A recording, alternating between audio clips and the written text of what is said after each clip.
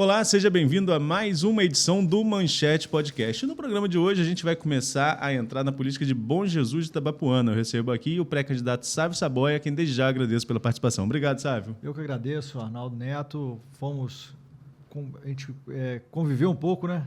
Um pouco não, bastante anos em São João da Barra, enquanto estive ali. É um prazer participar do seu programa. Você é um jornalista sério, respeitado, que tem o seu ponto de vista. E para nós lá do Noroeste, que é uma dinâmica diferente, é muito bom estar aqui na cidade de Campos do Goytacazes, podendo falar para todo o Norte e Noroeste, para todo o estado do Rio de Janeiro, também a nossa posição política. Muito obrigado. Sávio, vamos lá. Você já foi secretário em São João da Barra, não vamos falar sobre isso no decorrer da conversa também, mas já foi secretário também da sua cidade de Bom Jesus de Itabapoana, foi secretário de esporte, foi secretário de turismo, também teve na parte de saúde, nos 2 mandatos da ex-prefeita Branca. Agora tudo se desenha que vocês são possíveis adversários. Como está esse tabuleiro lá em Bom Jesus? É a primeira vez que, politicamente, a gente se figura em lados diferentes, em planos políticos diversos. Eu considero assim, não gosto muito de usar a palavra adversário com a Branca, porque é uma prefeita com a qual eu trabalhei 8 anos, como você mesmo disse. Fui secretário de Indústria e Comércio dela, eu fui convidado em 2009, Turismo e Cultura, acumulei com Esporte e Lazer na época, e depois fui convidado a fazer a gestão da saúde na cidade, 8 anos. Inclusive fui candidato a prefeito em 2016, depois vice-prefeito. É um sentimento, no nosso grupo hoje, que é um movimento político, a gente tem um movimento político diferente hoje da ex-prefeita Branca, na verdade. São correntes políticas que pensam diferente. Hoje a gente a gente vem e lança a candidatura de forma independente, com um grupo novo, realmente um grupo que propõe uma mudança muito forte, num viés diferente de posicionamento político. A gente pensa a cidade hoje de uma forma diferente, a gente encara a política hoje de uma forma diferente, então isso já vem se desenhando, já tem um tempo que a gente vem desenhando esse trabalho independente. O doutor Alcemar, que é o meu pré-candidato a vice-prefeito, que é um médico da cidade, um médico humanista da cidade, topou o desafio, e a gente encara com muita naturalidade da política, não é? Apesar de sermos gratos, termos participado do grupo no passado, hoje estamos em caminhos políticos diferentes. Isso não nos afastou a amizade, não afastou o respeito. Eu continuo respeitando a ex-prefeita Branca muito, tenho gratidão, inclusive, por ela. O que ocorre realmente é somente isso. Hoje, o nosso posicionamento político, estamos em campos diversos. E, se for assim concretizadas as candidaturas, seremos adversários no campo político, jamais no campo pessoal. Você até citou que você foi candidato em 2016 como candidato do grupo político da Branca. Em 2020, você foi o vice na chapa com ela. Em 2016, você foi derrotado pelo ex-prefeito Tatu. E hoje há um alinhamento político dele com a Branca. Como que você analisa esse cenário? Eu fui candidato, o ex-prefeito Tatu foi o vitorioso naquela eleição, eu fui o segundo colocado, com quase 8 mil votos, e fomos adversários de novo em 2020, nós fomos adversários do ex-prefeito Tatu por 3 vezes. E nessa eleição, o grupo da ex-prefeita Branca, a qual hoje está com ela, fez a opção de se aliar ao grupo do ex-prefeito Tatu. Eu, particularmente, entendo a política com naturalidade, entendo que os grupos se movimentam. A gente vê aí no plano nacional o Alckmin com Lula. Enfim, tem grupos políticos que entendem isso, que aceitam isso mais facilmente. Na nossa ocasião, a gente optou criar um viés alternativo, um viés realmente com a independência que a gente possa, no futuro, se concretizando a candidatura, né? E se formos eleitos, a gente possa realmente caminhar com 100% das nossas diretrizes, com o que a gente acredita para a cidade. Mas eu não posso demonizar uma aliança da vertente do Tatu com a ex-prefeita Branca. O eleitorado em si, a gente percebe na rua que não compreendeu muito bem, porque realmente foram eleições duras, eleições que houve debates muito calorosos. Então, o eleitor ele tende a não entender muito bem esse tipo de aliança. A gente que está no meio político, a gente já vê os movimentos com mais naturalidade. Faz parte da política, a união, a fusão, enfim, eles entenderam que nesse momento seria o melhor caminhar juntos e está todo mundo nesse plano hoje. Sávio, mas vamos falar agora um pouco mais da sua pré-candidatura. Você é pré-candidato pelo Cidadania e Política, né? Você já está há um bom tempo nessa caminhada, sabe que política se faz com grupo, não dá para tentar fazer política sozinho. Quem mais embarca com você nessa pré-candidatura? Então, partidariamente, a gente tem feito reuniões, aproximação de outros partidos, é claro. A política em Bom Jesus ela tem uma tradição de se desenhar um pouco mais à frente, né? Essas alianças não são definidas tradicionalmente nesse momento de junho. Espero que até as convenções a gente tenha pelo menos mais 1 ou 2 partidos conosco. Vai depender muito da evolução da pré-campanha, a adesão da pré-campanha das pessoas. A gente tem um grupo hoje muito forte, um grupo de lideranças muito forte, que não necessariamente fazem parte do contexto político da cidade, assim, aquela política tradicional, mas são empresários, são pessoas do ramo da saúde, são líderes religiosos, são pessoas que comungam do mesmo pensamento que nós. Então, nesse primeiro momento, a gente caminha com Cidadania, a gente tem o apoio total da direção estadual, da direção nacional, o presidente estadual é o prefeito de Macaé, o prefeito Elbert, e outras lideranças a gente tem certeza que virão. Eu tenho trabalhos, né, passados com deputados estaduais, deputados federais, é claro que não vão se posicionar nesse momento também, porque tudo vai se desenhar de acordo com a evolução da pré-campanha. Mas eu acredito muito que a gente vem muito forte para a eleição deste ano em Bom Jesus. E em relação à disputa à Câmara, seu partido já está também arrumando nominato? Nós temos a nominata completa, o Cidadania lança 14 candidatos, dentro da legislação, 5 mulheres e 9 homens, com grande possibilidade de eleger nomes ali, pelo menos um nome. A gente tem, no nosso planejamento, a gente tem certo a meta de eleger pelo menos um vereador do Cidadania. Mas pode ser que surpreenda, né? Nós temos bons nomes no quadro de lideranças, inclusive mulheres, que estão se despontando na política, que podem surpreender e, quem sabe, fazermos 2 cadeiras pelo Cidadania. Você citou o seu histórico com deputados estaduais, deputado federal. Se não me falha a memória, me corrija aqui, pode até assinuar, você esteve vinculado ao deputado Sóstenes, não? Eu me desvinculo agora no prazo, dia 6 de julho. Eu continuo trabalhando oficialmente, né, com representação pelo gabinete dele, e me desvinculo agora, dia 6 de julho, para concorrer, para continuar caminhando na pré-campanha. E o deputado Sóstenes Cavalcante está no centro aí de uma polêmica em relação a esse projeto que tenta criminalizar, né, o aborto, mesmo em caso de estupro, após a 22ª semana. Como que você está acompanhando, enquanto assessor e enquanto pessoa física, a repercussão desse caso? O Sóstenes é uma pessoa de um posicionamento muito firme em determinadas pautas. O aborto, então, é uma pauta que ele defende com muita firmeza e muita propriedade. Ele tem está no meio de um centro, um furacão, que foi montado agora a partir da propositura do PL, que, infelizmente, uma boa parte do movimento de esquerda, ele acaba taxando de outro nome a PL.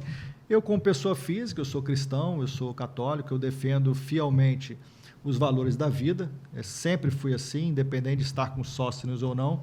O PL, a grande polêmica que se deu foi a partir da proibição do STF, no meu entendimento, Arnaldo, do STF na questão da resolução do Conselho Federal de Medicina, da sistolia fetal, que é realmente um método, podemos dizer que é um método cruel, né, de abortamento, quando você tenta a primeira vez e a criança não morre, aí injeta no coração. E ali a própria comunidade médica internacional já comprovou que o bebê, naquela altura de 5 meses e meio, ele já tem possibilidade de parto e sobreviver. É um feto viável, que é chamável. É esse que é o nosso entendimento. Se é um feto viável, por que não fazer o procedimento na gestante e que a gestante ceda para adoção, que o Estado cuide dessa criança, não é? Porque o trauma para a mulher é muito grande do estupro, né? A gente entende que a mulher adulta, inclusive, quando ocorre com ela o estupro, ela não vai esperar 22 semanas sabendo da gravidez. A própria lei permite que ela faça o aborto legal antes de 22 semanas e meia. A grande polêmica que está se havendo é sobre adolescentes que são abusadas, que descobrem tardiamente a gravidez após 22 semanas, porque às vezes não percebem, naquelas comunidades mais rurais ou comunidades que não têm tanta informação, né? Aí criminalizar essa pessoa, criminalizar essa adolescente, a gente precisa, inclusive, separar essa questão, porque o adolescente ele responde por outra legislação, que é o ECA. Né? Ninguém está tratando de criminalizar adolescentes. Na verdade, está protegendo a vida. E a gente precisa entender, a mulher precisa ser protegida, com certeza, que foi estuprada, que foi violentada. O Estado tem que fazer isso por ela. Né? Mas quem vai proteger a vida também do bebê que já está ali tendo... inclusive, uma comunidade médica forte diz que com 5 meses e meio ela já começa a ter sentimentos, dor. Então, assim, é uma discussão ampla, uma discussão difícil de você se posicionar, mas eu tenho uma posição pró-vida. Pró-vida. O Brasil já tem os casos que é permitido o aborto legal. O que se bate hoje, o que se debate muito, é a partir das 22 semanas e meio, que aquele procedimento de aborto ali, ele é cruel para a criança, realmente. A criança ali já está com possibilidade de viver. Então, que seja feito o parto nos procedimentos cirúrgico, por indução. Assim, eu não sou médico para fazer esses termos técnicos, mas que o Estado tutele essa criança para que a mãe sofra menos, porque a mãe já tem um trauma gigantesco psicológico, físico, né? E na maioria das vezes o Estado também falha nessa proteção, porque não consegue acompanhar, o sistema social não consegue acompanhar. Então, é uma discussão tão ampla que ela envolve educação de base para que esses casos de violência sexual, principalmente na família, diminua ou suma do país, porque isso também tem a ver com a educação, para que isso pare de acontecer no país. Né? A penalização para o estuprador precisa realmente aumentar. É uma discussão que agora veio porque a pena ficou menor e o grande debate também foi aberto por conta disso.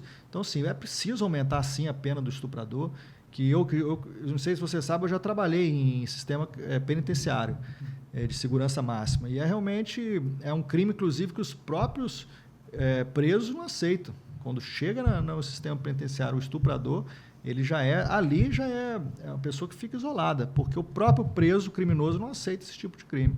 Então, é uma discussão muito ampla, mas eu sou uma pessoa pró-vida. E a gente fica, nós como assessores, como você mencionou, a gente fica numa situação de retaguarda, porque a nossa função, o deputado ele exerce a sua função. Nossa função não é essa, assim, o corpo jurídico faz os projetos de lei, a gente defende o trabalho do gabinete, a gente vai defender sempre, assim, não é que a gente tem que concordar com tudo, mas nessa situação nós somos pró-vida. Eu te asseguro que 100% do corpo de trabalho dele é pró-vida. É um debate extremamente amplo, inclusive sobre as competências do Estado e atuar em vários sentidos nesse quesito. Né? Também concordo de ser pró-vida, dando opinião aqui, não costumo fazer isso aqui no programa, é um programa de entrevistas, né? Mas tem casos e casos. Né? O Estado precisa primeiro dar esse primeiro atendimento à mulher de forma imediata e que seja eficaz, o que não ocorre. Né? Então, assim, são várias questões que precisam ser debatidas. Tomara que o Congresso abra espaço para essa discussão. Não vejo a necessidade, sinceramente, sabe, de um regime de urgência para se debater esse projeto. Daria para passar pelas comissões, discutir muito mais esse projeto e afinar esse projeto até chegar ao plenário. Né? Essa urgência que eu não vejo o porquê, mas isso é papo para um outro debate, não é o tema aqui do nosso bate-papo. Nosso bate-papo é sobre Bom Jesus de Itabapoana e eu vou fazer só um gancho da sua assessoria com Sóstenes para a realidade de Bom Jesus. Sóstenes é do PL, partido do ex-presidente Jair Bolsonaro, partido também do prefeito da sua cidade. Tem algum conflito nessa relação sua, enquanto assessor de um deputado do PL, ser candidato pelo Cidadania? Isso você acha que pode refletir de forma positiva ou negativa dentro da cidade? Não, assim, a gente percebe nesse primeiro momento, assim, Bom Jesus é uma cidade que o grande eleitorado, ele procura muito o perfil do cidadão que vai se dispor a ser pré-candidato ou candidato a prefeito da cidade ou vereador. Os seus valores, a sua postura, o que você já fez pela cidade, o que você pretende para a cidade. Né? A sigla partidária, apesar de ser uma sigla que a gente se identificou pelo trato que nós recebemos ali dentro, porque não adianta eu ser, vou te dar um exemplo, o que adianta o prefeito ser do PL, estar no PL, se ele não tiver postura do PL? E também da mesma forma, se eu estiver no Cidadania, mas eu não tiver postura de um cidadão que faz jus estar ali. Então, assim, não estou dizendo que ele não faz, tá? Mas eu poderia estar no PL, mas ia ter um conflito lá na frente. Como eu seria pré-candidato no PL e ele é um prefeito, ele tem preferência no partido. Então, assim, quando a gente percebeu que o nosso projeto poderia ter algum impedimento dentro do partido que estaríamos, a gente buscou uma sigla partidária que a gente tivesse segurança para que o projeto fosse adiante, porque é muito comum, principalmente no interior, quando chega na reta final das convenções partidárias, acontecer aqueles tombos partidários que a gente está acostumado a ver. Assim, alguém lá em cima toma o partido, e o Cidadania foi o único partido que a gente sentiu segurança total no projeto caminhar até o fim. Então, assim, de nada adiantaria eu estar em outro partido sem eu ter essa segurança 100% de que eu seria pré-candidato, que a gente poderia fazer a convenção e que esse direito não seria me tirado. Eu não tinha essa garantia no PL, porque a preferência será sempre do prefeito, e o prefeito já é do PL. Então, não havia espaço para dois projetos ali. Então, quando nós percebemos e tomamos a decisão de sermos realmente pré-candidatos, nós buscamos outra sigla partidária. É claro que para o deputado sócio, por ser uma grande liderança do PL, seria mais confortável se eu estivesse no mesmo partido dele. Mas ele é uma pessoa muito sensata também. Ele, em momento algum, ele pensou em agir ali dentro do PL para me favorecer, para me colocar ali dentro, para criar um embate, não. Principalmente, ele liberou para que a gente buscasse um novo caminho. E assim foi feito. Vamos falar um pouquinho sobre o sábio cidadão que virou sábio político em Bom Jesus de Itabapoana. O que te levou para o caminho da política, sábio? Eu comecei muito cedo na política com meus pais. Eu frequentava os comícios da época do seu Carlos Garcia. A gente era tudo da bandeira do Carlos Garcia, do Álvaro Moreira, na década de 90. E, em dado momento, o ex-prefeito, Álvaro Moreira, e o Betinho da Imater me convida para ser candidato a vereador com 19 anos. Eleições de 2000. E eu encarei aquele desafio. Foi uma experiência incrível para mim. Não fui eleito naquele momento, muito imaturo também, muito cru na política. Eu estava começando a produzir eventos na cidade. Eu era, de certa forma, conhecido no meu meio. Mas caminhei muito, caminhei a cidade toda, comecei a conhecer Bom Jesus como ela era e como ela é. E foi uma experiência impactante, porque eu estava dentro de um grupo político que eu me identificava. Fui candidato, fui o mais jovem, do PL. Foi o primeiro partido pelo qual eu concorri à eleição, meu número é 22033. Então, assim, eu já tinha uma identificação, inclusive, no passado com o PL. E depois eu não parei mais, eu fui trabalhar com deputados, tive experiência com deputados estaduais, depois entrei para a gestão pública e não parei mais de coordenar, entrei muito para a parte estratégica da política. As campanhas da ex-prefeita Branca, eu sempre participei de alguma forma da coordenação direta. Em 2009, do Comitê Jovem, e entrei no meio da campanha para coordenação, depois eu coordenei mesmo, 2012, 2016 era minha, não conseguia coordenar, mas eu sempre estava ali no plano estratégico. Eu gosto muito dessa parte de bastidor estratégico da política. E não paro, assim, eu gosto da política, eu sou apaixonado por política, me considero político realmente, e entendo a política num viés para você realmente transformar a vida das pessoas, você usar a força política que você tem para poder modificar a realidade local das pessoas. Isso, para mim, é o mais importante na política. Você falou em produção de eventos. Você era ligado a qual evento mesmo? Eu cheguei a produzir não, eu criei aquela festa que foi muito famosa, né? A Festa Fantasia, que aqui em Campos, inclusive, parava muito aqui a cidade na época. Nós chegamos a uma época, a festa estava tão grande, ela chegou a ser a quinta maior do Brasil. Os eventos da Pelinca ali, os produtores pararam de fazer, porque a gente vendia muito ingresso aqui dentro. Ônibus e mais ônibus que saíam daqui de Campos, da região toda. Eu produzi mais de 150 eventos em 10, 11 anos. Carnavais fora de época, assim, enfim, vários eventos temáticos. A Festa Fantasia de Bom Jesus depois acabou. Acabou em 2011, ela acabou. Cada um também foi para um caminho. Eu tinha um sócio, meu sócio foi estudar fora, foi morar fora. Eu também entrei para a veia da gestão pública, acabei me apaixonando pela gestão pública, e esse lado do produtor de eventos privados, ele foi ficando cada vez mais esquecido por nós. Mas ela também parou no momento certo, assim, a gente já tinha alcançado alguns dados importantes para a cidade, inclusive, do ponto de vista turístico. E foi um momento importante, gerava muito emprego, gerava muita renda na cidade durante o mês todo, as costureiras que faziam fantasia, as pessoas que alugavam, enfim. toda aquela cadeia do ramo de eventos que gera muito recurso. Então, depois de 2016, quando você perde aquela eleição a prefeito no município, você aparece em São João da Barra para atuar ali em diversos setores. Como foi sua passagem pelo município? Olha, eu sou apaixonado por São João da Barra, uma cidade que me acolheu. Eu conheço Carla Machado depois da eleição, eu não conhecia de nome. Eu sou apresentado para ela no momento que ela estava iniciando a transição. E depois ela me entrevistar, ela conheceu o currículo e me entrevistou, eu entro para a transição dela sem nenhuma perspectiva de ingressar na gestão. Mas a gente faz um trabalho bacana na transição. E ela me convida para entrar para a gestão dela, onde eu permaneci até o final de 2021. A minha passagem por lá foi um amadurecimento muito grande na minha vida profissional de gestão pública. Eu sempre falo que São João da Barra, estar com Carla no perfil que ela foi realmente um aprendizado gigantesco. Porque eu entrei no Secretaria de Planejamento para apoiar o turismo. E diante de uma dificuldade financeira muito grande que a cidade estava naquele momento, né? Quando ela assumiu. Eu lembro da frase que ela me disse quando ela me conheceu, me entrevistou e me deu a função da transição.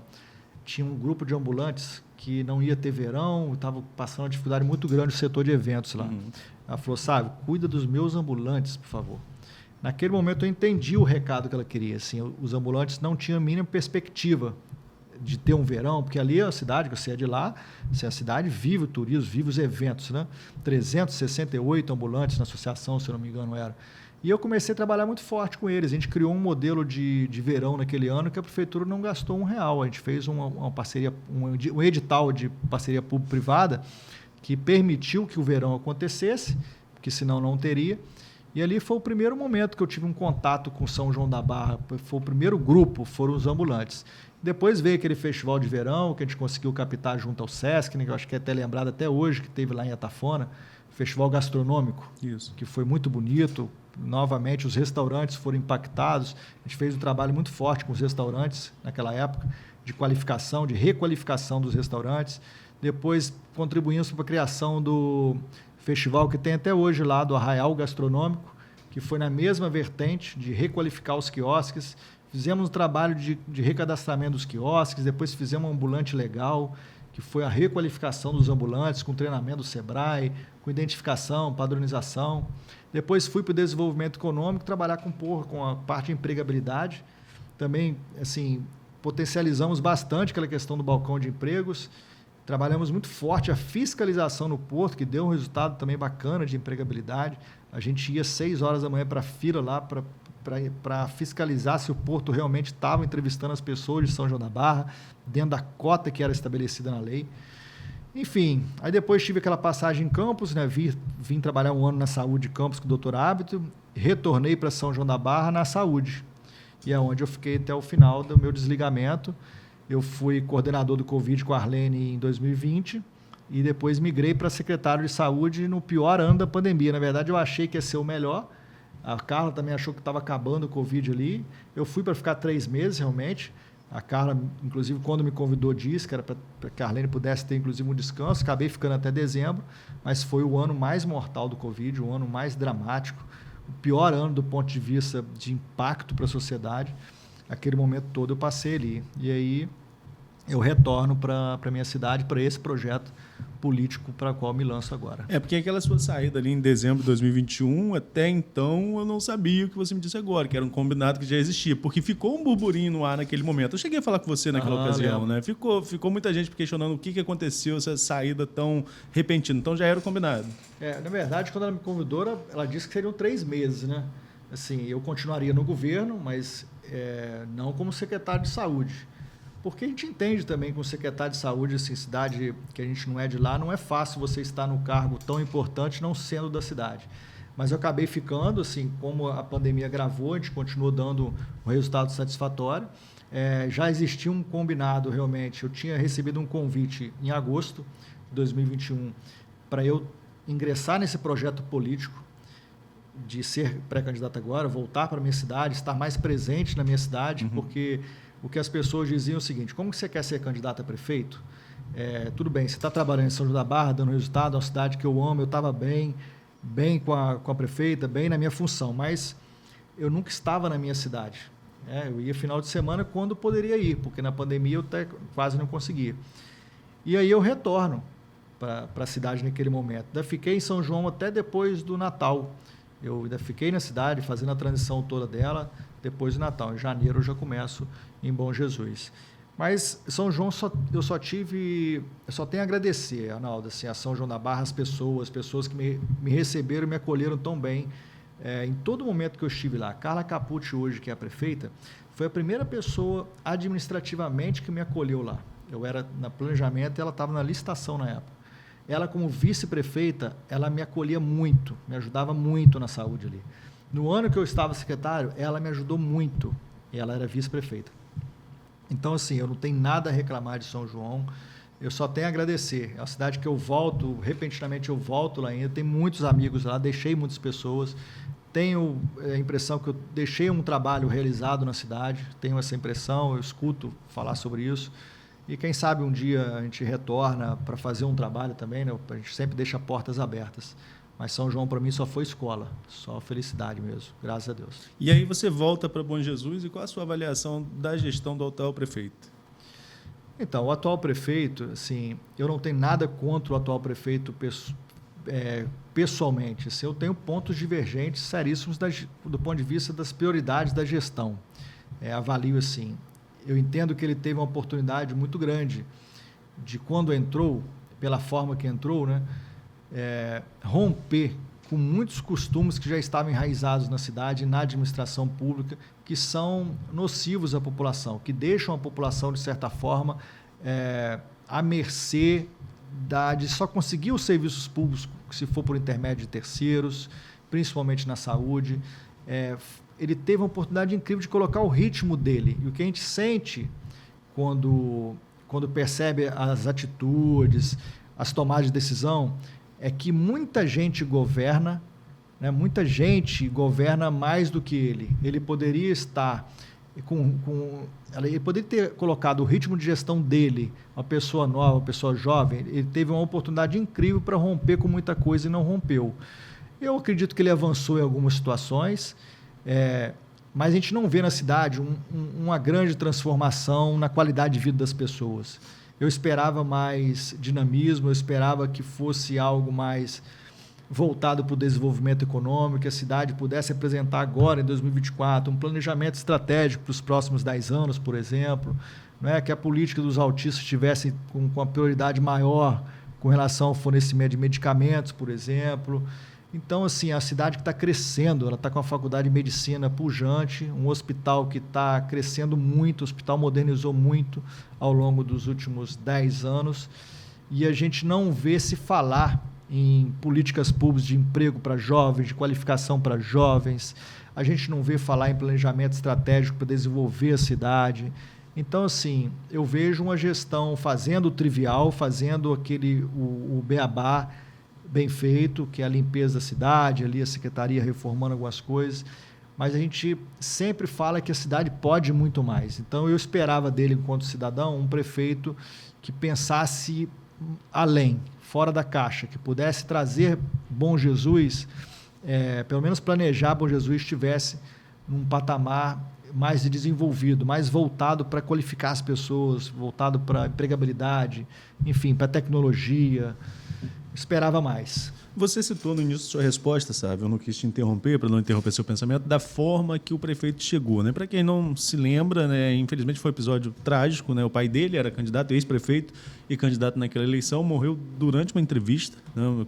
Uma situação bem impactante, eu diria, e que, ao que parece, causou uma grande comoção na cidade, a ponto dele derrotar o prefeito, né? Ele substituiu o pai ali na reta final, na última semana da campanha, e substituiu o pai e saiu vitorioso.